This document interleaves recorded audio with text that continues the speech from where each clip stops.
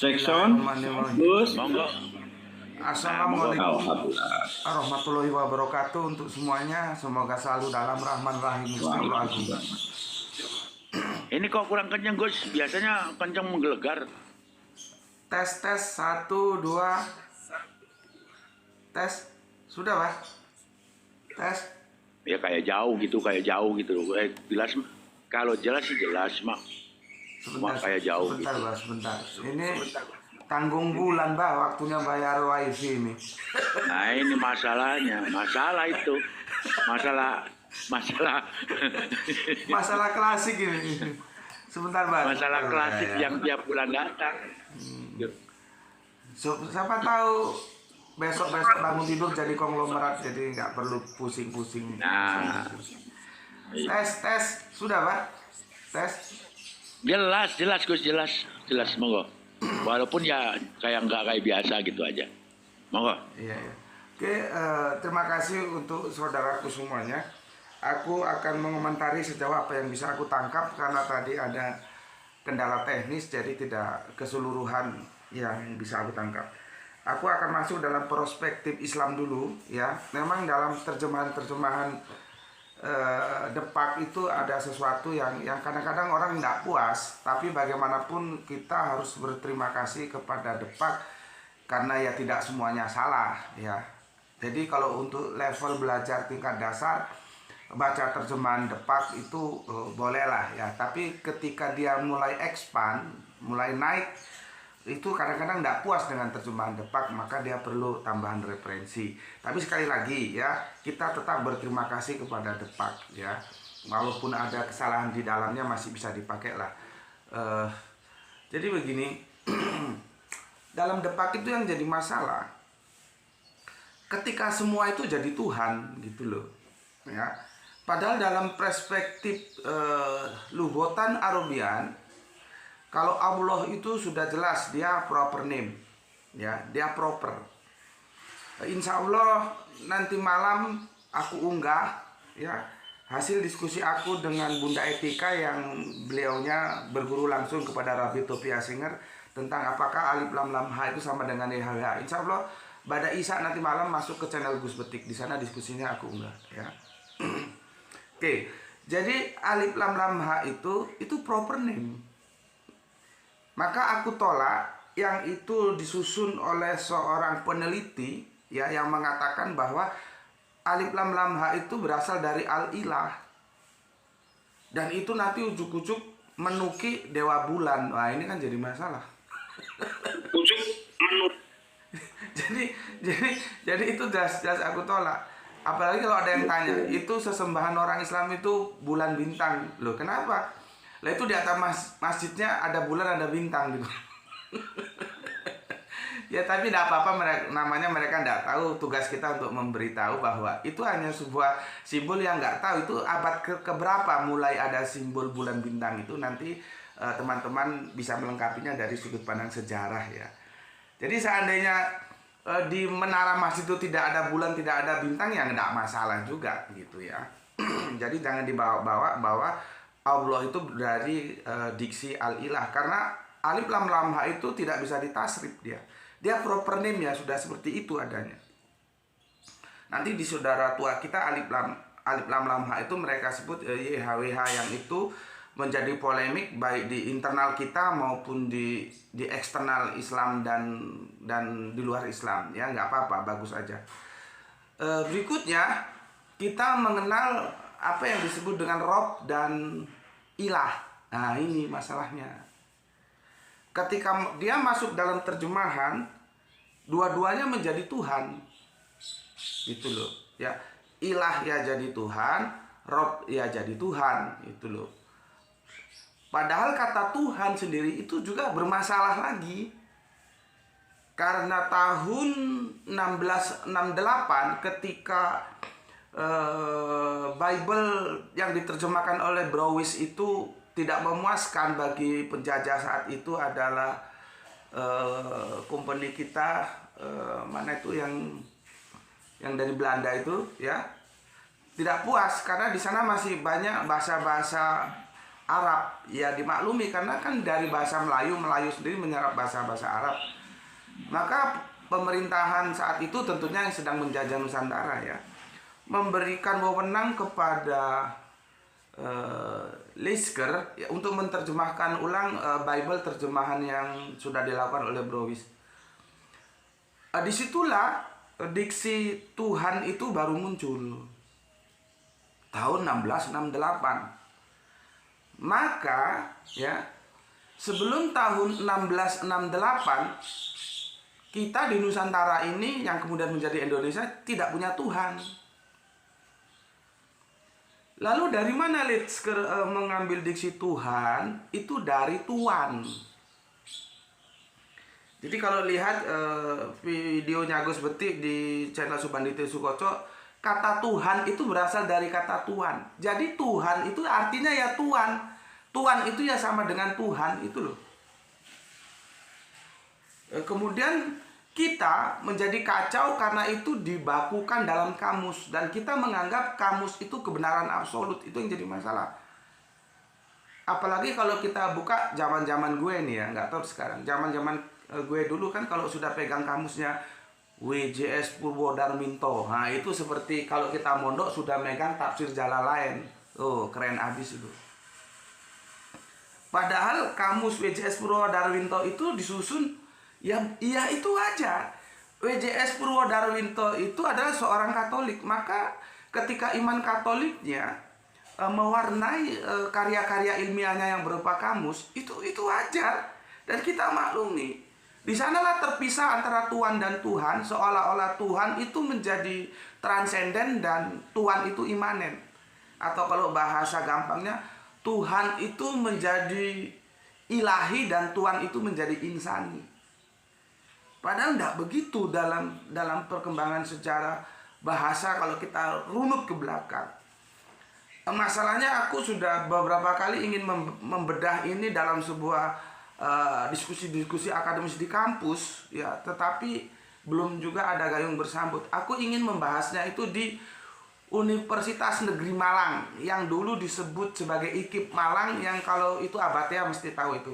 Zaman-zaman kita kan ada Abad ya yang disebut Laboratorium Pancasila. Nah, dimana kita dulu di sana diajari P4 ya sampai berapa grade itu. Aku ingin masuk ke sana tapi belum ada yang apa ya, yang membukakan pintu. Karena apa? Karena jangankan mahasiswanya, gurunya aja pada geblek.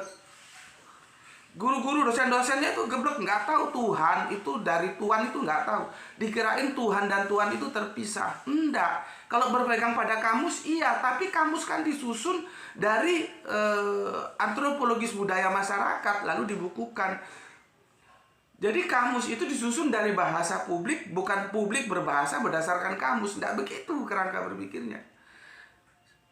Dan kita juga kadang-kadang salah paham ketika dikirain sorob nahu itu absolut. Enggak, absolut itu Al-Quran. Sorob nahu itu alat bantu. Jadi sorob nahu itu sekedar alat bantu, dia tidak boleh menundukkan Al-Quran. Karena sebelum ada sorob nahu, Al-Quran sudah ada. Dan sorob nahu itu dilahirkan dari Al-Quran. Gitu loh. Jadi kalau nggak tahu timelinenya memang kacau. Bismillah itu kalau kita deketi dengan sorob nahu itu salah. Karena dia seharusnya bi-ismillah. Tapi kan Al-Quran tidak tunduk terhadap sorob nahu. Lalu apakah sorob nahu ditinggalkan? Ya enggak juga. Dia diperlukan untuk bantuan. Yang namanya bantuan itu kan kalau kita perlu ya dipakai. Kalau nggak perlu ya sudah nggak usah dipakai. Gitu. Ya. Oke. Jadi seharusnya sih diterjemahkan. Kan nggak keren dong kalau mengkritisi tanpa memberikan solusi ya. Maka gue itu berusaha untuk mengkritisi tapi memberikan solusi. Seharusnya diterjemahkan kalau ilah itu adalah penggerak kehidupan kita. Jadi sesuatu yang kita gerakkan itu karena ilah, ya itu merujuk kepada Allah. Kalau Rob itu adalah pembimbing kita. Maka kita jangan terlepas dalam melakukan gerak kehidupan kita atas bimbingan Gusti Allah, tentunya lewat para nabinya. Jadi begitu. Yang jadi masalah, ilah jadi Tuhan, Rob jadi Tuhan. Jadi kacau gitu loh ya. Cuman kan yang tahu seperti ini juga jarang. Nah, kemudian seperti apa yang disampaikan oleh Abah Tia itu benar sekali. ya, aku telah menulis sebuah belum menulis aku, cuman membuatkan videonya sudah, ya, bahwa Yesus itu Tuhan, iya, tapi dia bukan Allah. Gitu loh. Karena apa? Kalau Allah itu pasti Tuhan, Tuhan belum tentu Allah. Ya. Ini memang agak sensitif kalau nggak paham. Makanya bagi yang tidak paham tentang sahadatnya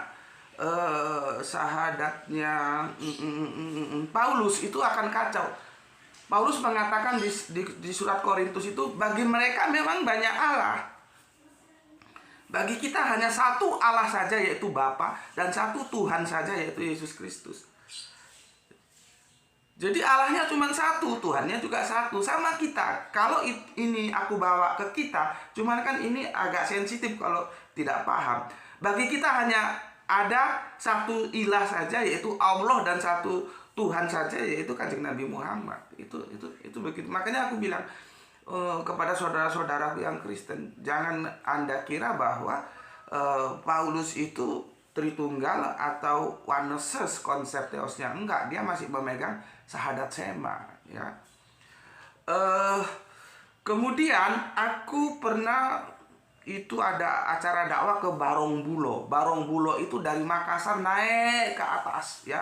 Kalau dinginnya minta ampun, kalau panasnya juga minta ampun. Jadi apa namanya itu, kontradiksinya besar, ya, antara panas dan dingin, rentangnya besar, luas sekali gitu. Ketika aku turun dari sana, itu di tengah jalan ditulisi di sawah itu, hati-hati rawang kecelakaan.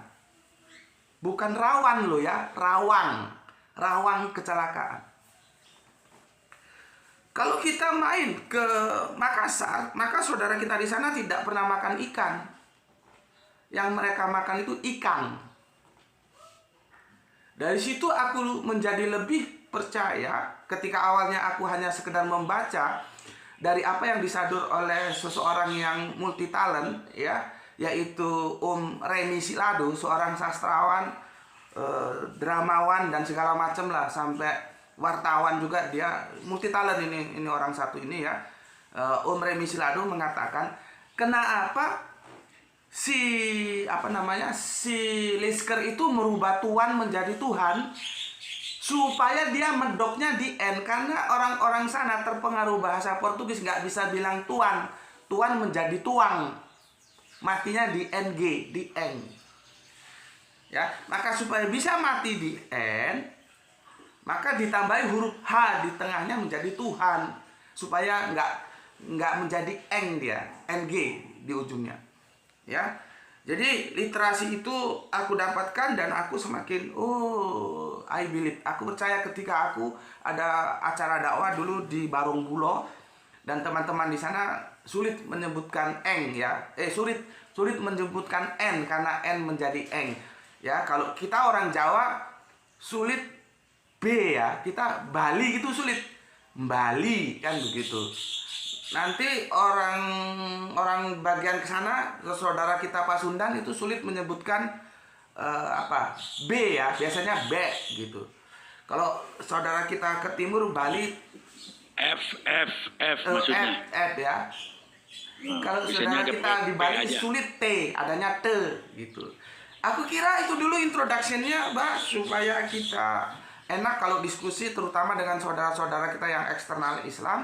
Jadi mengerti bagaimana menundukkan, menempatkan, ya, mendudukkan bagaimana sesembahan itu seharusnya kita kenali. Terima kasih, mungkin terlalu panjang aku ngomong. Matur nuwun, segalanya aku kembalikan ke host kita, Abah kita yang semoga dirahmati Gusti Allah Agung. Monggo silakan. Ya, terima kasih. Sebelum ini saya menyapa dulu. Assalamualaikum Bang Ustaz Al. Waalaikumsalam, apa kabar semua? Ya, silakan duduk dan silakan diminum kopinya kalau ada. Kalau nggak ada ya itu risiko lah. Assalamualaikum Bang Indra Mose. Waalaikumsalam warahmatullahi wabarakatuh. Kefalik. Ya, saya sebelum mengelaborasi, saya justru mau minta pertanggungjawaban dari Gus Betik dulu. Tadi mengutip bahwa Yesus itu Tuhan. Tuhan itu maksudnya apa? Menurut Gus Betik. Tuhan itu Tuhan apa menurut maksudnya? Kan tadi Gus Betik kan bicara, bilang kalau Yesus Tuhan itu benar. Nah, maksudnya Tuhan, maksudnya apa arti Tuhan menurut Gus Betik? Oke, terima kasih Abah ya. Ini sebetulnya ilmu ini ilmu mahal Abah. Bener ini ilmu mahal. Kalau enggak, kalau cuman hanya 100 koin aja itu Prof tahu ini nggak bisa dihargai dengan 100 koin ini. Harus lebih banyak lagi. Karena ini bukan debat kusir, Mbak, tapi debat kasir. Jadi ada hitung-hitungannya. Iya. Tapi karena ini semua saudara-saudaraku kan dalam agama kita bahwa ilmu itu zakatnya harus disampaikan atau diajarkan. Maka supaya aku tidak punya hutang, aku akan ajarkan, akan aku sampaikan kepada kalian semuanya. Jadi begini, Mbak. Kan aku sudah bilang tadi bahwa Tuhan itu adanya tahun 1668. Sebelum tahun 1668 kita tidak punya Tuhan, yang kita punya Tuan. Aku memahami bahwa Tuhan itu ya Tuhan itu kemudian berubah seperti yang aku ceritakan tadi sejarahnya. Maka kalau Tuhan Yesus itu sama dengan Tuan Yesus gitu loh. Yang jadi masalah dalam otak kesadaran kita, anak-anak didik kita sudah dirusak oleh kamus. Memisahkan antara Tuhan dan Tuhan itu yang jadi masalah. Jadi kalau Yesus itu Tuhan, itu sama dengan Yesus itu Tuhan. Jadi tidak ada masalah. Maka aku bilang tadi, Yesus itu Tuhan, yes, tapi dia bukan Allah. Bukan Allah dia. Kalau Allah pasti Tuhan. Kalau aku terjemahkan begini, Tuhan itu kan bisa sama dengan Tuhan ya, bisa penguasa, bisa yang dihormati, bisa yang melindungi gitu. Maka kalau kita buka kekurang ajarannya Fir'aun itu masih bisa dimaklumi loh. Karena dia tidak pernah mengaku sebagai alif lam lam ha, yang dia mengaku sebagai Rob. Sementara Rob dalam edisi Lisanul Arabian itu bisa pelindung, pengayom. Ya wajar saja karena dia kan penguasa. Dia melindungi, mengayomi rakyatnya, rakyat Mesir gitu. Ya, jadi sebetulnya kalau kita lari ke sana bahwa kejahatan yang dilakukan oleh si Fir'aun itu, ya aku nggak tahu ya apakah nanti akan diampuni oleh Gusti Allah, itu prerogatif ya. Tapi yang harus kita tahu, dia tidak pernah mengaku sebagai alif lam lam ha. Dia sebagai Tuhan. Bukankah aku ini Tuhanmu? Ya kita harus tahu paham Tuhan, paham Rob. Nanti bisa dibuka di surat Yusuf kalau nggak salah ayat yang ke-50. Di situ diksi Rob itu berubah 2 kali dan aku nggak suka. Harusnya kalau Tuhan ya Tuhan, kalau Tuhan ya Tuhan. Karena nggak boleh dalam satu ayat, satu diksi berubah 2 kali. Robnya itu kalau di atas Tuhan, kalau di bawah jadi Tuhan dia. Nanti bisa dicek di surat Yusuf 20. Itu sama-sama Rob. Kenapa satunya diterjemahkan Tuhan, satunya diterjemahkan Tuhan? Padahal diterjemahkan Tuhan semua yang nggak masalah, diterjemahkan Tuhan semua juga nggak masalah. Orang itu artinya sama. Itu sebatas itu yang bisa aku sampaikan ya. Siap. Jadi Gini. semoga bisa dipahami atau kurang jelas atau gimana? Enggak, udah jelas. Karena begini, gini, Mbak, ini ada yang harus kita selesaikan, Mbak. Ini Ya. di antara kita berdua ini. Kalau tadi kan itu karena semua ini teman-teman, kalau kata orang Jawa, iki nek nggak bolo dewe nggak tak kandani gitu tentang Tuhan atau Tuhan. Iya. Bolo dewe ini tak kandani. Ya. Ini masalah kita berdua, Mbak. Ini harus kita selesaikan, Mbak. Ini kopi belum tersedia, bagaimana? Harus tanggung jawab ini, Mbak. Terhadap narasumber. Ntar dulu sebentar lagi datang. Tenang. Ada penyokong utama nanti. Nanti tak panggil. Gini, karena kalau Firaun itu ditambahin kata a'la, Gus. Ana rabbukumul a'la, itu yang jadi masalahnya. Gitu. Kalau Rabb hadzal bait itu penguasa Ka'bah atau pengurus Ka'bah kan gitu. Nah, kalau Rob itu dimaknakan, diartikan Tuhan, kan gitu. Ini perbedaannya, kan gitu kan. Nah, berarti Yesus itu Kalau disebut Sayyid itu jelas. Kayak di dalam kamus Syria, antum tad'unani sayyidan aliman wa sayyidan. Kamu menyebut aku tuan dan guru, itu benar. Kalau di terjemahannya kamu memanggilku Tuhan dan guru dan Tuhan gitu kan. Ini perbedaannya. Baik, kita akan mengelaborasi kembali tentang apa namanya yang kita judulnya apa sih sebetulnya? Judulnya foto saya itu sebetulnya. Ya, itu. Bah, Kita lagi ngomongin apa sih tadi? Bah, kalau lihat fotonya itu aku kasih tajuk boleh, Bah? Ya apa tuh?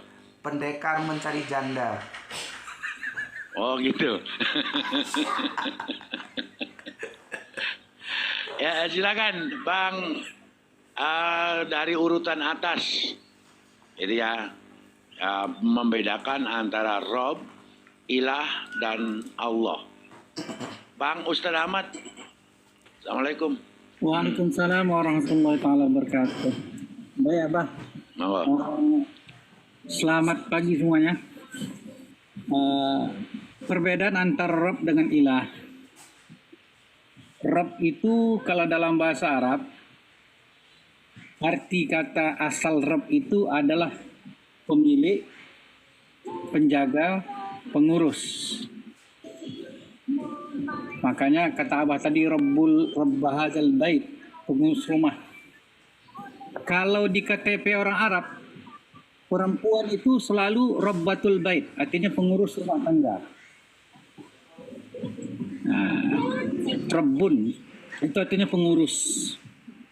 Makanya di dalam Al-Quran Rabbul Alamin, yang mengurus, yang memiliki, yang mencipta alam semesta. Rabbus samawati wal ard, yang mengurus, yang mencipta, yang memiliki, itu Rabb. Adapun ilah itu adalah sesembahan atau yang disembah. Maka makna kalimat la ilaha, tidak ada yang berhak disembah kecuali Allah. Dan Al-Quran sebutkan orang musyrik itu mengakui bahwa Allah itu adalah pencipta langit dan bumi. Tetapi mereka tidak mau hanya menyembah pada Allah, mereka musyrik. Di dalam masalah penyembahan mereka tidak tauhid, tapi dalam masalah penciptaan mereka tauhid. Walain sa'altahum man khalaqas samawati wal arda la yaqulunna Allah. Kalau seandainya mereka ditanya, orang kafir Quraisy ditanya, siapa yang menciptakan langit dan bumi, mereka semua serentak mengatakan Allah, nggak ada yang lain. Abu Jahal ketika ditanya siapa pencipta langit dan bumi, Allah. Pagan-pagan itu percaya bahwa Allah pencipta. Namun dalam masalah ibadah mereka musyrik. Mereka menyembah Allah dan selain Allah, itu musyrik. Jadi adapun Allah itu ya lafzul jalalah, nama Allah, nama sesembahan orang muslim, nama sesembahan manusia yang hak dari Adam sampai hari kiamat. Itulah Allah. Allah itu proper name. Sedangkan ilah itu generic name. Rabbun generic name. Jadi kalau Rabbun itu artinya pencipta langit dan bumi. Makanya ada istilahnya Imam Ibn Taimiyah, walaupun ini adalah induknya Wahabi, tetapi saya setuju mengambil pendapatnya bahwa ada namanya tauhid rububiyah dan tauhid uluhiyah. Tauhid rububiyah ini mengesahkan bahwa hanya Allah sang pencipta. Berarti tidak ada yang menciptakan alam semesta ini kecuali Allah. Seperti kita dah bertauhid tentang penciptaan. Adapun tauhid uluhiyah menurut Imam Ibn Taimiyah itu adalah menyembah hanya kepada Allah SWT. Kaum kafir Quraisy mereka menganut tauhid rububiyah. Dalam masalah penciptaan mereka monoteism, tapi dalam masalah peribadahan mereka tidak monoteism, mereka polytheism. Jadi mengaku ada Tuhan yang disembah selain Allah. Jadi itu dulu bah yang saya tahu arti daripada Rob, Ilah, dan Allah. Jadi Rob itu dan Ilah itu sama-sama generic name.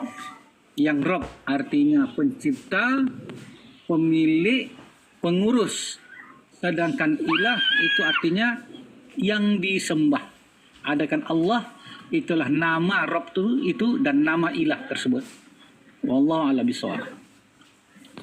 Iya, terima kasih Pak Ustaz Ahmad. Lanjut ke Bang Agustan. Menurut kamus, ini ahli kamus nih. Silakan. Oke. Ini terkait dengan istilah Tuhan. Ini kita jangan terjebak dengan istilah Tuhan atau dengan nama-nama yang lain menurut ini. Karena itu kalau kita terjebak dengan istilah-istilah yang terkait Tuhan itu akan menjadi lebih complicated, sifatnya bisa menimbulkan konflik. Tetapi yang kita cari itu yang Rob itu adalah sesuatu yang maha tinggi, sesuatu yang betul-betul menguasai semua, tetapi menghidupkan. Itu yang terkait dengan Rob. Jadi kita nggak boleh, ya itu yang kita cari, apa yang lebih hebat, lebih berkuasa, dan segalanya berkuasa, tetapi dia bisa menghidupkan segala sesuatunya. Bisa mendirikan, bisa melakukan pembiakan semua. Jadi pertumbuhan yang luar biasa. Jadi untuk semua. Nah ini yang kita harus percaya. Nah kita cari Tuhan yang itu gitu loh. Dan kita nggak boleh mencari, ya kalau nama-nama itu ya tergantung persepsi kita mencari Tuhan. Kebetulan saya adalah pencari Tuhan. Tuhan yang benar itu yang gimana gitu. Jadi yang itu yang harus kita tempatkan di otak kita agar kita tidak nanti kita oke lah nanti kita sebut Allah itu benar, enggak, belum tentu. Kalau kita nanti persepsi kita terkait dengan Allah itu salah gitu loh. Ini yang harus hati-hati, kita tidak terjebak dengan nama-nama, tetapi yang kita harus terjebak di dalam otak kita adalah sesuatu yang lebih istimewa, sesuatu yang lebih hebat, yang lebih berkuasa. Itu yang kita cari di otak kita gitu. Ya, sehingga ini yang ditanamkan di jiwa kita. Nah, sesuatu yang hebat itu kalau kita hidup di kosmos, ya, di ruang angkasa, di galaksi Andromeda dan lain itu kita mencari, oh Tuhan kita di mana? Nanti kalau kita mencari sesuatu yang tidak ada di gugus Andromeda, kita repot, kiblatnya di mana? Nah, apakah kalau kita hidup di bulan, hidup di mana, lalu kita ini kiblat, nyari kiblat agak repot. Nah, kita Tuhan kita nanti bisa berubah tuh. Makanya kita sebenarnya tidak kalau saya melihat baca-baca itu marang kita berdebat dengan itu, tetapi kita menanamkan di otak kita, oh Tuhan kita tuh ya mana yang menghidupkan hebat. Pokoknya yang sesuatu yang luar yang tidak bisa ditiru orang lain dan dia punya keunikan tersendiri. Otak kita gitu doang. Adapun nama, silakan hati Anda yang bicara. Dan ini saya terus terang aja kalau misalnya apakah benar Tuhan itu menurunkan dalam bahasa Arab? Saya cemburu loh. Nah ini yang saya cemburu, kenapa? Saya telusuri benarkah Tuhan itu menurunkan bahasa Arab? Cemburu saya. Karena kalau saya di Andromeda, khususnya nggak mungkin. Nah itulah, harusnya enggak gitu. Nah ternyata saya lihat yang diucapkan itu memang bahasa Arab, tetapi yang diminta diturunkan adalah bahasa hati. Arabian itu adalah terkait dengan hati yang mengalir, yang membuat semangat hidup. Ini yang saya tanamkan kalau dari saya. Saya nggak mau terjebak di dalam kehidupan di bumi. Saya harus mencari Tuhan itu ada di seluruh alam. Nah, betulkah alam? Nah, kalau bisa Tuhan terkait dengan alam. Apakah Tuhan itu menciptakan alam aja? Alam semesta? Tidak. Nah, ini kita jangan terjebak juga kita. Jangan dikira kita, wah di alam semesta ini adalah penciptaan Tuhan yang cuma satu-satunya, ya enggak juga gitu. Nah inilah kita mencari Tuhan yang hakiki, yang membuat kita tercengkram di otak kita dan kita memuja Dia, layak dipuja, dan kita terhindar sesuatu hal yang istilahnya yang kita lihat. Jangan kita melihat terlihat dengan mata gitu, itu hati-hati. Nah, makanya saya lebih baik menanamkan dalam filosofi hidup, filosofi pemikiran. Oh ya, Tuhan saya sesuatu yang hebat, sesuatu yang menghiburkan, yang unik, yang tidak beda, yang berbeda dengan yang lain, tersendiri, unik, ganjil. Nah itu beda semua. Tapi saya yakin kalau saya hidup di Andromeda, gugus Andromeda, maka Tuhan itu saya tetap ada. Dan Al-Quran itu diturunkan adalah di Lauhul Mahfuz. Artinya dia bisa kita artikan di sedemikian rupa agar kita yakin bahwa itu Tuhan ada. Sehingga kita nggak terjebak dengan kehidupan bumi, tidak terjebak dengan sanat. Kita harus yakin Tuhan tuh mempunyai memberikan kita suatu pengetahuan dengan bahasa hati, bahasa cinta. Itu aja, Abah. Gini, jadi setiap sesuatu itu likulli syai'in bi'ilm, ya. Jadi kalau bahasa luasnya itu untuk mencari ikan ya pakai kail, pakai jala, ya kan gitu. Kalau mau mencari kayu ya bawa golok, kan gitu kan. Kalau mencari ilmu ya bawa buku sama bawa pulpen. Maksudnya gitu, hati-hati juga mencari Tuhan pakai alatnya, pakai kail. Nanti nggak sampean dengan. Siap, terima kasih. Bang Al, Assalamualaikum, lanjut. Salam. Oke. Jazakumullah. Terima kasih Mbak Abah atas waktunya, kesempatannya. Ana nambahin sedikit ya. Tadi menjawab kegelisahan ini. Ahlul kamus kita salah satu tadi. Oke, jadi kalau kita melihat kata mencari nama-nama Tuhan, ya tentu rujukan kita sebagai Muslim itu adalah Al-Quran tentu saja ya. Dan kita melihat ini ada sesuatu yang indah bagaimana Al-Quran menarasikan tentang Tuhan ini ya. Kita lihat di dalam pembukaan Al-Quran itu surah Al-Fatihah ya. Bismillahirrahmanirrahim ya. Alhamdulillahirabbil alamin. Ada kata Rabb di situ ya. Dan ayat yang terakhir juga dengan narasi yang sama, yaitu surah An-Nas, Qul a'udzu birabbin nas ya.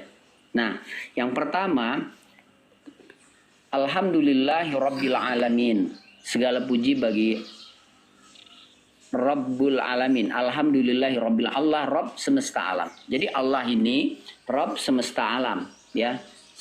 Seperti kata Pak Kamus tadi, yang namanya Rabb semesta alam itu enggak hanya di Andromeda saja Pak, tapi itu mengcover seluruh alam. Dimensi yang berlapis-lapis dari alam ini itu tercover semua. Mau alam jin, mau alam rahim, mau alam preeksistensi, apapun nama alam itu. Alam akhirat, ya, alam barzah, semua tercover di situ, ya. Jadi dengan satu kata saja dia tidak bisa dimaknai dengan Tuhan saja, tidak bisa. Tapi itu Rabb sekalian alam. Semua dimensi lapis alam itu tercover di situ. Nah, itu satu-satunya yang layak mendapat pujian itu adalah Allah Subhanahu wa taala. Alhamdulillahirabbil alamin. Itu satu. Yang kedua, ketika kita membaca kata Rabb, maka itu yang pertama ya, itu kan dalam Al-Fatihah itu semacam doa juga. Maka di sini ya konteksnya juga ya, selain menjelaskan lingkup penguasaan Allah itu meliputi sekalian alam ya. Yang kedua, dia juga mengcover makna hubungan di situ. Apa hubungannya? Rabb tadi seperti kata Gus Beti itu kan ada makna tuan. Apa tuan itu sebenarnya? Tuan itu artinya adalah ya yang memiliki budak. Yang memiliki budak. Maka hubungan kita dengan Allah itu seperti seorang budak dengan tuannya. Maksudnya itu yang harus dipahami. Jadi jangan bukan seperti, makanya Al-Quran tidak menggunakan narasi abe seperti orang-orang kafir menggunakan kata bapa. Kalau bapa itu hubungan ibadahnya, penghambaannya itu adalah bapak dengan anak misalnya kan, itu sangat bias gitu. Bisa saja anak itu dia punya tendensi lain terhadap bapaknya. Tetapi kalau seorang budak dia nggak punya pilihan kepada tuannya kecuali ketaatan dan kepatuhan. Dia tidak dikasih pilihan lain seorang budak itu. Makanya Al-Quran menggunakan narasi Rabb. Hubungan kita dengan Allah ini seorang hamba dengan Rabbnya, dengan tuannya, ya. Jadi hubungan budak dengan majikan, dengan pemiliknya. Itu maksudnya. Nah, kalau kita lihat di dalam surah An-Nas, ya, itu kan berlindung kepada Tuhan manusia di situ. Ya, kita berlindung. Kenapa? Ya karena dia seluruh manusia baik beriman maupun yang kafir itu Allah lah sebagai Rabbnya, sebagai Tuhannya gitu, sebagai pemiliknya gitu. Dan makhluk bernama manusia ini adalah budaknya, hambanya gitu. Sehingga kita tidak punya pilihan untuk petantang petenteng di hadapan Allah. Semua harus tunduk, dan itu yang dikatakan taslim Islam. Seluruh alam ini sudah Islam, hanya manusia dan jin saja yang tidak tunduk kepada Allah itu, ya, sombong di situ. Nah, ketika dia menyadari bahwa dia seorang hamba, maka dia akan tunduk dan patuh kepada Allah sebagai pemiliknya, sebagai majikannya, sebagai tuannya di situ. Jadi konteks tuan di situ dipahami sebagai majikan, ya. Nah, Allah tidak hanya memiliki kita saja, tapi seluruh alam semesta ini dengan berapa lapis dimensinya tadi. Nah, itu yang pertama. Yang kedua, dalam surah An-Nas kalau kita baca itu ada Malikin Nas, raja manusia. Jadi seluruh manusia, Allah adalah raja di raja. Di mana sang raja itu punya titah, sang raja itu punya perintah, sang raja itu punya hukum, sistem dan perundang-undangan yang dia buat untuk mengatur makhluknya semuanya. Maka di sini kita akan menyadari bahwa Allah sebagai pemilik kita tidak hanya sekedar memiliki sebagaimana yang dipahami oleh orang-orang Kristen atau orang Yahudi misalnya. Tetapi Allah juga memiliki aturan, memiliki hukum-hukum, memiliki syariat. Nah, begitu luasnya kekuasaan Allah, dan dia mengatur dengan detail semuanya, sehingga dia buat aturan, hukum, ya, syariat yang dia turunkan kepada seluruh manusia dari awal dia ciptakan sampai yang terakhir. Nah, ini membuat kita menyadari gitu bahwa kita hidup ini ada aturan, ada milah, ada din, ada hukum-hukum yang harus kita ikuti yang Allah turunkan kepada kita melalui ambiyanya, para nabi dan utusan-utusannya. Nah, dengan ini kita menyadari gitu akhirnya, dan ini membuat akal kita berpikir kembali bahwa masuk akal gitu. Bagaimana mungkin Allah menciptakan, memiliki alam semesta ini, lalu dia tidak memiliki aturan untuk mengaturnya, untuk mengelolanya, untuk mendidiknya, untuk terus-menerus memberi kehidupan kepada alam ini. Nah, setelah menyadari dua hal itu, Allah sebagai Rabb, Allah sebagai Malik, maka hati kita akan merasa tentram di situ. Makanya kata ilah itu kaitannya dengan hati, dengan jiwa, dengan rasa ketentraman di situ. Rasa damai, rasa rindu, taat, patuh, condong, cinta. Kan itu kaitannya. Al-hub, al-khawf, roja, segala perasaan-perasaan itu terkandung dalam makna ilah tadi, khudu, wal taat, dia tunduk dan patuh dan taat, itu adanya dalam makna ilah itu. Dia kaitannya dengan jiwa, dengan perasaan. Maka ketika kita memahami Allah sebagai Rabb, Allah sebagai Malik, maka jiwa kita akan tentram, akan mau menerima gitu. Makanya seorang itu akan memiliki rasa cinta kepada Allah. Rasa cintanya, maka dia menjadikan Allah sebagai ilahnya, sebagai sesuatu yang dia sembah. Makanya dalam ibadah kita itu kita meletakkan kepala kita itu ke tanah sebagai bentuk ketundukan kita, kepatuhan kita. Kemudian juga ibadah itu adalah wujud dari rasa cinta kita kepada Allah, bukan sekedar penggugur kewajiban sebenarnya. Karena kita merasa terus-menerus diberi rezeki, diberi kehidupan, sehingga kita untuk menunjukkan rasa syukur kita kepada Allah, rasa suka kita, rasa cinta kita, maka kita melakukan ibadah kepadanya gitu. Nah, itulah yang terkandung di dalam makna-makna di dalam kata ilah itu menurut saya. Jadi kaitannya itu dengan jiwa, dengan perasaan. Nah, ini kan juga seiring dengan pertumbuhan akal manusia itu sendiri. Ketika dia masih awam, masih bodoh, masih jahil, dia tetap mengakui, bahkan ateis sekalipun mengakui Allah itu ada Tuhan yang menciptakan alam semesta ini. Dan kemudian ketika kita beranjak dewasa, kita mulai berpikir tentang aturan, mana boleh, mana enggak, mana larangan, mana halal, mana haram, ya. Kita strict patuh ngikuti itu gitu. Ada hukum-hukum yang harus kita ikuti. Lalu setelah mengetahui itu ya, maka selanjutnya tentu kita merasa tentram karena dengan apa yang Allah berikan itu kita merasa terlindungi, kita merasa terjaga, kita merasa hidup ini nikmat dalam aturan-aturan Allah.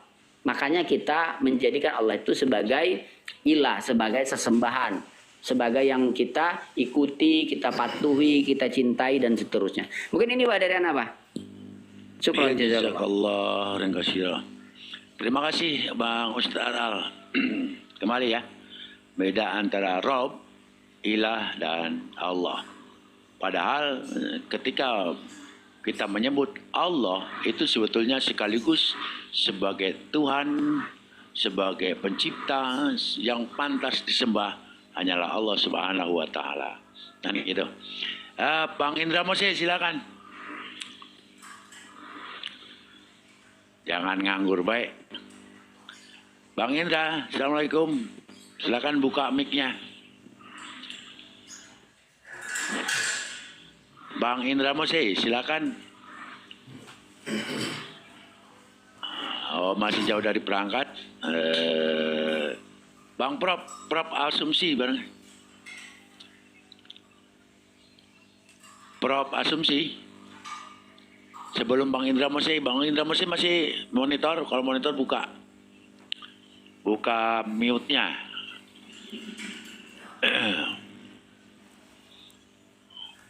Oke, ngopi dia. Apa? Oh ya. Ya gini ya. Jadi apa namanya? Kembali.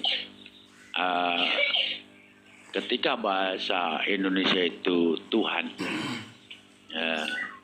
Terus apa namanya adalah Rob, gitu kan. Lalu ilah itu adalah sesembahan. Jadi orang itu berilah kepada siapapun. Ya terserah dia kan gitu. Ada orang yang menyembah, kalau ilah ini kan maknanya sesembahan. Nah, itu kan. Orang menyembah apapun silahkan kan gitu. Atau merasa dikuasai oleh siapapun gitu nggak apa-apa juga kan. Tetapi ketika Allah maka mutlak gitu kan. Mutlak bahwa Allah itu adalah Ia sang pencipta yang wajib disembah dan yang pasti menguasai segala rupanya. Itu ya, itu tadi ada pertanyaan apakah Nabi Muhammad itu disebut Tuhan juga? Enggak lah, enggak ada ya. Nah, tapi ingat ketika orang Jawa atau orang Sunda ngomong Gusti, nah itu apakah Rob itu sama dengan Gusti juga? Kan gitu. Karena di Jawa itu ada Gusti Pangeran, ya kan? Ada Gusti, ada Pangeran, Pangeran Benowo itu ya bukan Tuhan, bukan Allah, manusia. Ini namanya karena anak anak angkatnya Raja Surakarta Adiningrat, maka itu dinamakan Pangeran Benowo. Ada Pangeran Diponegoro, kan gitu. Nah, tapi orang Jawa itu kalau biasanya kalau ke raja juga Gusti, Gusti Kanjeng Adipati, Gusti Raden, itu enggak selalu ke Allah, enggak, gitu kan. Tetapi kalau mau menyebut Allah ya Gusti Allah, nah, gitu bedanya. Ini perbedaan penerapan bahasanya gitu ya. Bang, Ya. jadi kita kalau ngomong tentang Tuhan itu kan ada sesuatu yang kalau orang yang kalau belum mengenal Islam sih agak berbeda gitu. Kita harus berpikir kalau kita yang udah Islam itu oke lah, nggak inilah perdebatannya pada mungkin ya tadi istilah aja. Tetapi kalau orang-orang yang belum mengenal Tuhan itu, mengenal hakiki Tuhan ya. Ini yang harus dibuat pengertian. Karena sesuatu yang terkait dengan Tuhan bagi mereka ada sesuatu yang bisa menolong dia tiap hari. Pengertian ini yang selalu terjadi di kehidupan sehari-hari. Jadi apa yang membuat dia tertolong sehari-hari itulah Tuhan. Nah ini yang harus dipahami. Tapi kalau yang udah ya disinilah anggapnya semua itu udah bagus. Tetapi saya lihat, saya perhatikan kehidupan di masyarakat adalah sesuatu yang menolong dia, dan banyak menolong, disitulah Tuhan. Makin dia makin dia tertolong dengan sesuatu yang menolongnya, itu dia akhirnya ada bias. Dia mengenal Tuhan yang dikenalkan Islam, tapi dia juga mengenal Tuhan yang di luar itu. Ya misalnya mistik-mistik. Nah, inilah yang harus dipahami. Kehidupan akal mereka itu cenderung ke sesuatu yang menolong. Dan kita apakah bisa membantu mereka mengarahkan pada Tuhan yang hakiki? Nah, ini Tuhan yang hakiki itu yang kita harus camkan dari dia. Tapi kebanyakan terus terang sesuatu yang menolong itu adalah lekat. Kalau orang-orang yang belum menemukan hakiki Tuhan itu akan cenderung sesuatu itu, Tuhan itu sesuatu yang menolong. Itu aja yang saya lihat. Menanggapi sedikit, Bah. Ya. Tentang yang disampaikan barusan sama Kang Kamus ini. Makanya di dalam Al-Quran kita melihat bahwa ketika dialog antara Rasulullah SAW atau Allah dengan orang-orang musyrik itu, yang mereka tanyakan kepada Nabi Muhammad SAW ya, itu tentang sifat-sifat Allah. Dan begitu juga bagaimana Allah menjelaskan tentang dirinya, yaitu pembedaannya itu adalah dari sifat-sifatnya. Ya, makanya kan pernah ada orang kafir Quraisy itu bertanya apakah Allah punya anak, misalnya seperti itu. Apakah apa yang mereka tanyakan kepada Rasulullah itu ketika itu ya, seperti dialog Ibrahim misalnya kepada penyembah berhala itu kan, dialog dengan Namrud ya, yang dijelaskan itu tentang sifat-sifatnya. Apa kata Nabi Ibrahim? Tuhanku yang menghidupkan dan yang mematikan. Ya, begitu juga ketika dialog Allah dengan menjelaskan kepada Rasulullah tentang dialog Nabi Musa dengan Firaun. Itu juga yang dijelaskan tentang sifat-sifat Allah.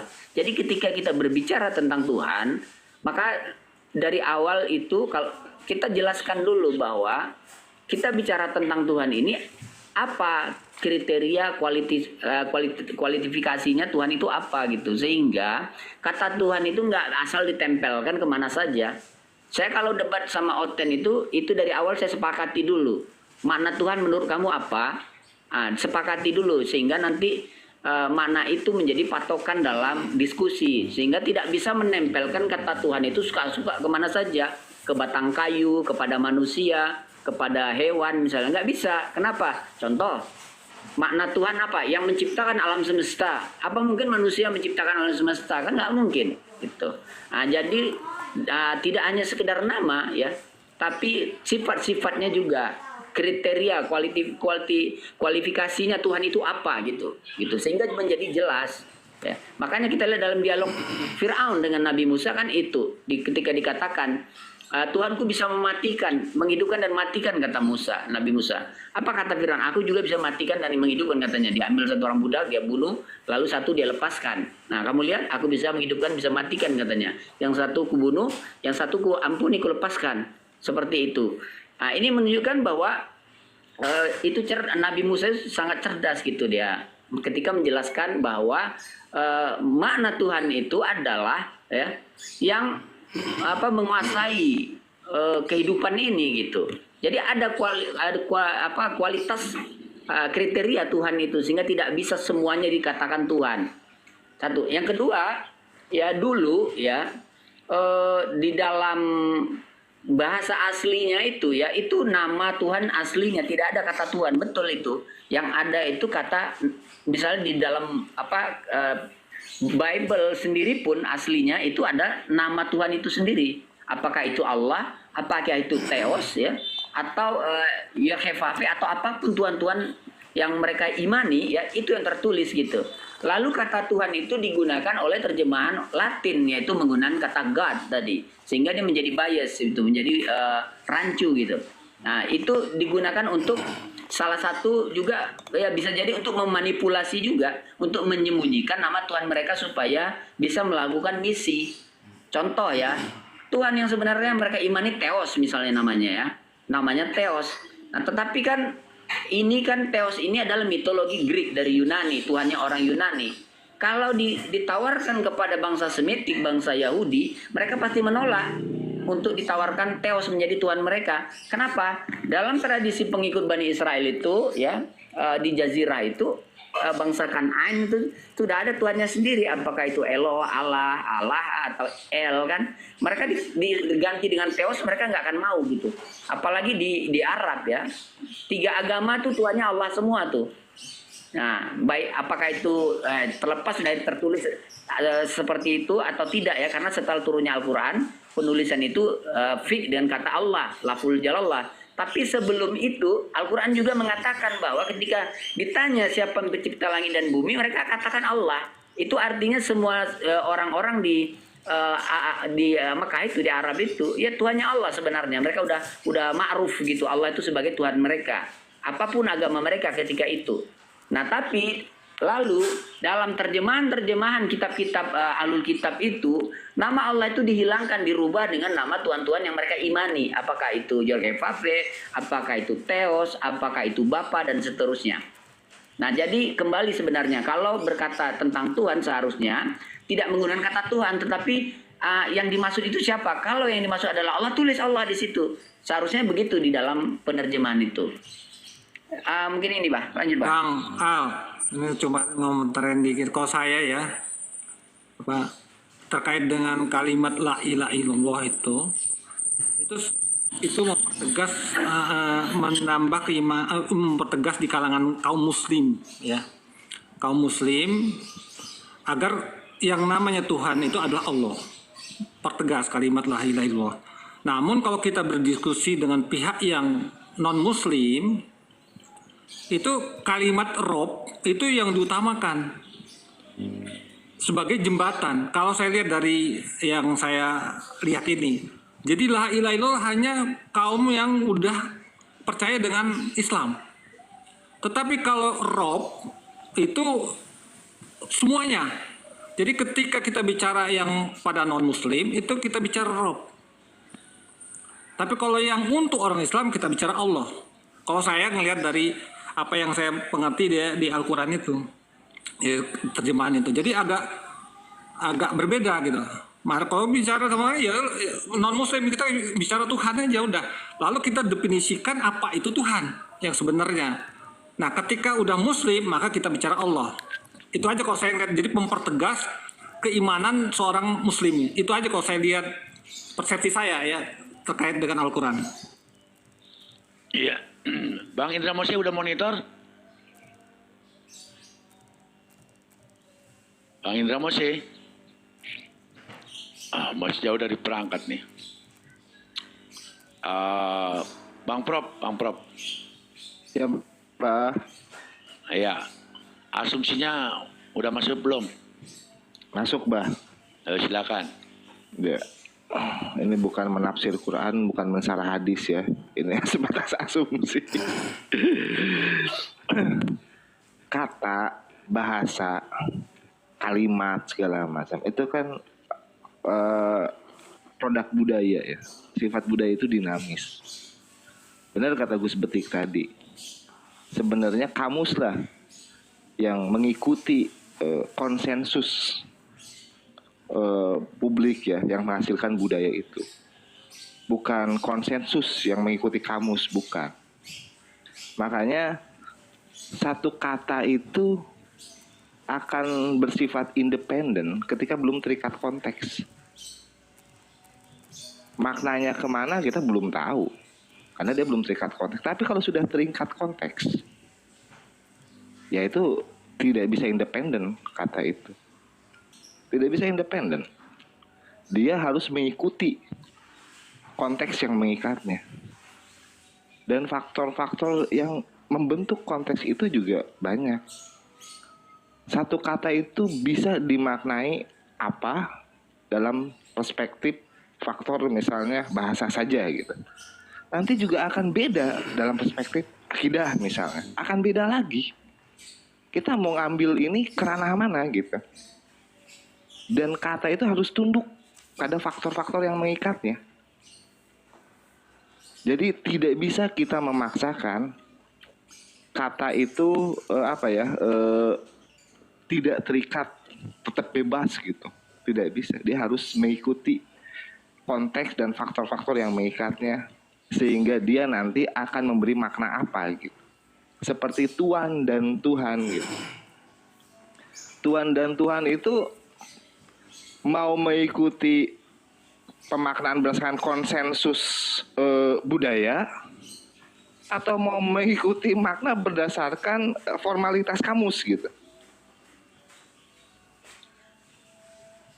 Kalau mengikuti konsensus budaya gitu kan, ya sudah dikonsensuskan Tuhan itu ya pasti tidak jauh-jauh nanti akhirnya masuk ke ranah teologis. Tidak bisa Tuhan itu dilarikan ke makna-makna yang non teologis, nggak bisa. Kalau kita mau mengikuti konsensus ya.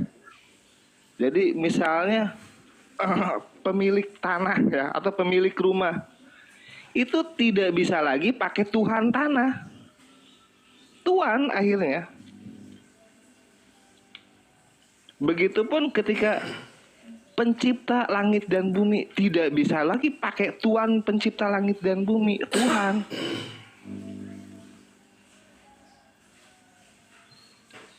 Jadi bukan berarti apa ya? Oh ini awalnya ya, awal lahirnya iya, tapi tadi itu akhirnya makna itu berdasarkan pada kesepakatan konsensus ya.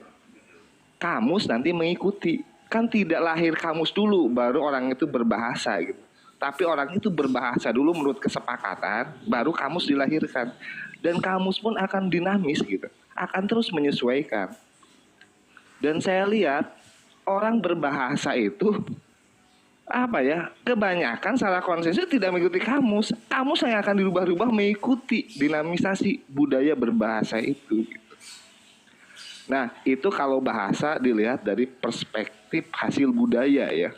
Nah, beda lagi dengan bahasa pewahyuan. Bahasa pewahyuan itu nggak urusan. Lu mau ngomong konsensusnya apa nggak urusan. Tetap konsisten bahasanya seperti itu. Seperti Al-Quran ya. Kita yakin Al-Quran mau bahasa Arabnya nanti bahasa pasarnya berubah-ubah. Bahasa Al-Qurannya kayak gitu aja. Itu bukti bahwa Al-Quran itu memang bahasanya bukan bahasa budaya. Dia bahasa wahyu. Dia nggak ada urusan. Nanti orang mau dinamis seperti apa, orang nggak ada urusan gitu. Gitu. Jadi dan makna Al-Quran akhirnya akan punya makna yang konsisten. Bahasa budayanya berubah bagaimanapun, sesungguhnya makna Al-Quran akan tetap konsisten. Tidak akan pelin-pelan lah kayak gitu. Begitu Bang, Allahu a'lam bishawab. Astagfirullah. Ya, terima kasih.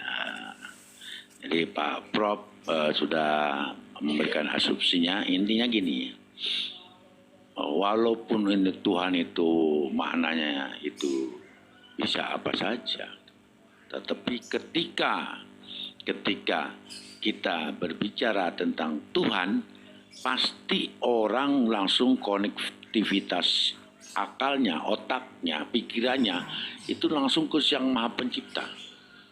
Maka nggak pantas lagi kata Tuhan ini diterapkan kepada selain Allah, kan gitu.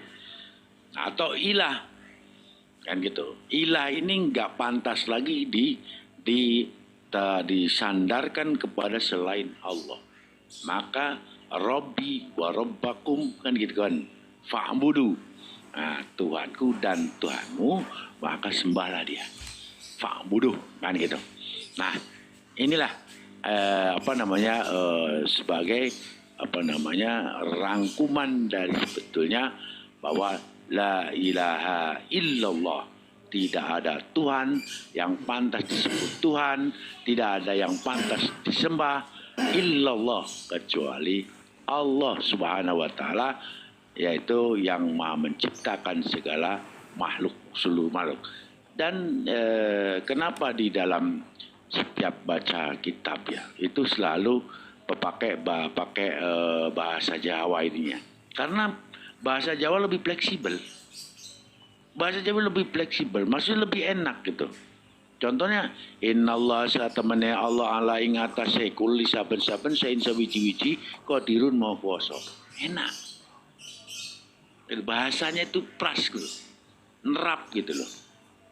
Itu kenapa kalau baca kitab, membaca tafsir, itu biasanya enak pakai bahasa Jawa. Enak nerjemahkannya itu loh. Karena memang tep gitu. Jadi kalau nanti kalau pakai bahasa Indonesia, sesungguhnya Allah Maha Kuasa atas. Nah atas ini apa nantinya? Dibedah lagi, ya kan? Sedangkan atas menurut bahasa Arab adalah fauqa. Nah, gitu kan? Nah, ini apakah ala atas itu fauqa? Apakah atas apa lagi? Kalau bahasa Jawa enggak gitu. Kalau ing atase ya udah ing atase. Itu enak dibahasakan gitu loh. Itulah maka bisa orang Jawa itu memisahkan mana Gusti Pangeran Kanjeng Adipati, tetapi tetap ketika Gusti Kang Maha Suci lah itu baru Allah Subhanahu wa taala. Atau Kang Maha Wikan. Memang ada bahasa yang lebih tinggi lagi namanya Kang Maha Wikan. Itu Allah maksudnya. Orang Jawa itu begitu bicaranya. Nah ini makanya ada penerapan bahasa yang sangat dinamis. Nah, itu ketika kita membaca agama, membaca tafsir, membaca buku kitab-kitab itu pakai bahasa Jawa itu lebih enak. Bang Indra udah bangun. Ke Gus Petik monggo. Oke, terima kasih Gus Petik. saudaraku semua. Tapi tolong dipahami ya, ini Gus Petik bukan debat kusir, tapi debat kasir. Kasir itu Ayo, yang punya paus, komodo, biawak, kasih ke Gus Petik. Iya. Gini, Mbak. Aku beberapa waktu yang lalu kan coba untuk menggali surat Al-Ikhlas ya. Dan aku sudah bilang kepada publik YouTubeku bahwa kadang-kadang orang nggak ngerti, entah itu kiai, entah itu ulama, entah itu ustadz dalam ceramah-ceramahnya,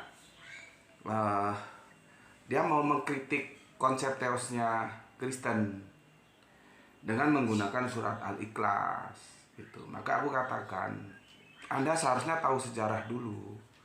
Bagaimana asbabun nusulnya surat Al-Ikhlas. Surat Al-Ikhlas itu hadir tidak dalam rangka membidik konsep teologisnya Kristen yang Tritunggal itu. Karena dia itu hadir ya, meskipun menjadi perdebatan, tapi bisa kita rukunkan, boleh jadi ini ditanyakan 2 kali atau beberapa kali. Karena asbabun nusulnya dari surat Al-Ikhlas itu ada 4 ya. Maka berdebatlah para ulama. Jadi debat itu biasa gitu loh. Yang repotnya kita ini yang nggak lahir di saat itu, kalau berbeda dengan kita terus disalahkan, terus disesatkan, itu yang jadi masalah. Jadi kesesatan itu tidak diukur dengan Al-Quran dan As-Sunnah, tapi diukur dari otaknya. Kalau nggak sejalan dengan otak dia, maka orang lain itu disesatkan. Itu kan jadi kacau gitu loh. Ulama juga dulu berdebat nggak apa-apa, dan mereka tetap bersahabat ya. Jadi terpecah, ada yang mengatakan Al-Ikhlas itu Makiyah, ada yang mengatakan Al-Ikhlas itu Madaniyah gitu. Kalau aku sih bisa saja kita rukunkan, yaitu berarti 2 kali ditanyakan, di Mekah ditanyakan, di Madinah ditanyakan. Kalau mau dirukunkan seperti itu, artinya dia bisa Mekah, bisa Madinah. Kita lihat konteks sejarah ya. Kalau aku menggunakan perspektif Makiyah, karena karakter suratnya juga pendek-pendek dan itu to the point dan bicara akidah. Karena kan Islam awal di Mekah itu belum syariah itu. Syariah itu kan nanti setelah di Madinah. Dan polemik kita terhadap ahli kitab itu kan terjadinya di Madinah. Karena pada abad ke-7 tidak ada ahli kitab yang signifikan di Makkah. waktu yang dihabiskan Kanjeng Nabi itu untuk menghadapi Arab-Arab bajingan pagan itu, yang kalau didakwai nehi aja itu. Habis waktunya untuk menghadapi mereka. Ya. Maka surat Al-Ikhlas itu dalam rangka mengkritik atau memberikan penjelasan kepada Arab pagan. Gitu loh. Ya, tetapi karena Al-Ikhlas itu tauhid, ya, memang dia akan membabat habis semua yang tidak tauhid, yang syirik-syirik itu, ya termasuk teologi Kristen gitu. Cuman kita harus tahu cerita awalnya itu tidak sedang menghadapi teologi Kristen gitu. Nanti dalam teologi Kristen kan ada sendiri ya, yang 3 itu ya. Meskipun teman-teman Kristen biasanya mengkritik Al-Quran. Al-Quran salah sasaran itu gitu. Karena Tritunggal kami Allah Bapa, Putra, dan Roh Kudus, bukan Allah, Ibu, dan Yesus gitu. Ya ini kita harus juga menggali sejarah, maka penting juga ya tahu sejarah. Itu sedang menjawab atau yang dihadapi itu adalah kekristenan yang dalam sekte Kolidrian. Ya, Kolidrian. Di mana yang 3 itu adalah Allah, Bunda Maryam, dan Yesus. Di sana yang dikritik itu. Ya, tetapi apakah Islam terus karena mengkritik Kolidrian terus menerima Tritunggal yang ada sekarang ini? Ya enggak juga, karena konsep tauhidnya itu yang menjadi tangguh, membuang yang lain seperti itu. Ya, oke. Aku masuk ke asbabun nuzulnya. Ini ada 4 ya. Aku nggak baca semua ya, kan harus berbagi waktu dengan teman-teman. Ini diriwayatkan oleh Tirmizi, Al-Hakim, dan Ibnu Kusaiman, dan dari Abul Aliyah yang bersumber dari Ubay bin Ka'ab ya. Diriwayatkan pula oleh At-Tabari dan Ibnu Jarir yang bersumber dari Jabir bin Abdillah ya. Riwayat tersebut dijadikan dalil bahwa surat ini Makkiyah. Nah, ini Makkah. Nanti ada lagi yang bilang Madaniyah gitu ya. Berikutnya ini ya, diriwayatkan oleh Ibnu Abi Hatim yang bersumber dari Ibnu Abbas, diriwayatkan oleh Ibnu Jarir yang bersumber dari Qatadah, dan diriwayatkan pula Ibnu Munjadir yang bersumber dari Sa'id bin Jabir. Berdasarkan ayat ini diterangkan bahwa surat ini Madaniyah. Nah, jadi ada 2 pendapat ya. Kalau orang kasih kajian begitu ya. Kalau ada beberapa pendapat disampaikan semua, nanti Mustami terserah mau milih yang mana. Jangan yang lu setuju aja lu sampaikan, yang lu nggak setuju nggak lu sampaikan. Itu kejahatan akademis itu. Kalau gue ngisi kajian gitu, semua gue sampaikan, nanti dia mau ikut yang mana, itu urusan dia. Jangan yang, misalkan gue bilang, karena gue setuju Kanjeng Nabi Isa kagak turun lagi, hanya itu yang gue sampaikan. Enggak. Dalil-dalil yang dipahami sebagai argumentasi mengatakan turun lagi juga gue sampaikan. Nanti ya terserah. Mustami, lu kan punya otak, lu pakai, lu mau ikut yang mana. Gue hanya menyampaikan menu nasi goreng, ini bahan-bahannya, silakan lu masak sendiri, kira-kira begitu. Oke, di sini gini, Mbak. Yang menarik di sini, mungkin ini juga bisa menjadi pintu titik temu antara apakah alif lam lam ha itu sama dengan YHWH gitu ya. Yang menarik di sini tidak ditanyakan namanya. Orang-orang Arab pagan itu tidak tanya nama. Siapa nama sesembahanmu? Karena apa? Karena dia sudah kenal satu nama agung itu sejak zaman Bapak Abraham yang diwariskan kepada Kanjeng Nabi Ismail, terus sampai sekian dekade baru dikenabian Kanjeng Nabi Muhammad. Nama itu sudah mereka kenal. Maka yang dikatakan oleh semoga Allah merahmatnya Ustadz Ahmad tadi, Arab-Arab pagan itu secara penciptaan mereka tauhid, tapi secara sesembahan mereka syirik. Gitu. Itulah nanti turunnya surat Ya Ayyuhal Kafirun. Ya, orang kafir dengan ahli kitab itu dibedakan dalam Al-Qur'an. Beda-beda. Jadi Al-Qur'an itu sangat rinci. Ini orang kafir, ini ahli kitab. Nanti ahli kitab ada yang beriman, ada yang kafir gitu. Itu harus kita pahami petanya supaya kita tidak nanti keliru lagi gitu ya. Gini, dalam satu ayat dikemukakan bahwa kaum musyrikin meminta penjelasan tentang sifat-sifat Allah kepada Rasul. Jadi yang ditanyain itu sifatnya, bukan namanya siapa. Karena mereka sudah tahu nama itu. Gitu loh ya. Oke. Ayat ini maksudnya surat Al-Ikhlas ya. turun berkenaan dengan peristiwa tersebut sebagai tuntunan untuk menjawab permintaan kaum musyrikin.